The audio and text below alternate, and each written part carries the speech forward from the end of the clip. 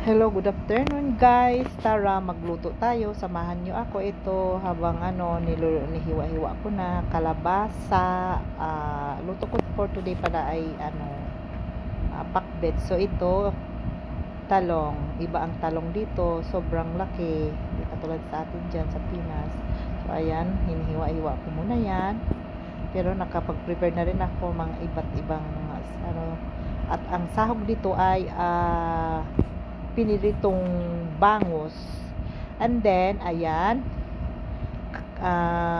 ampalaya, ayan, tapos ayan, ganyan ang hiwa-hiwa. Medyo may hinog-hinog na siya pero okay lang din, tamtaman naman. Ayan, so tinatanggalan ko yung buto, ayan.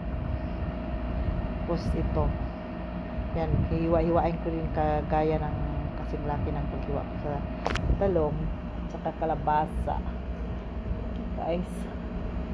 Ayan, mayroon pa isa, supposedly dalawa yan pero isa lang lulutuin kung anong palaya, kasi yung isa gawin ko yung tawag niyan,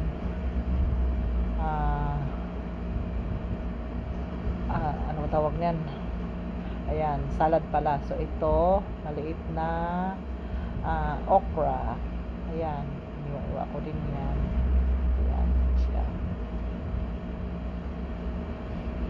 ayan, prepare ko muna yan, ito, kasi makakrabing. And then ayan ang pinirito ko.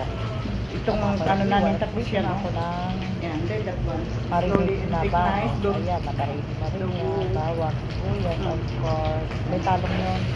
Ko nakaready. Yan na siya.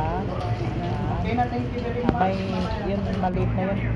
Adobo ka. Thank you for watching, guys.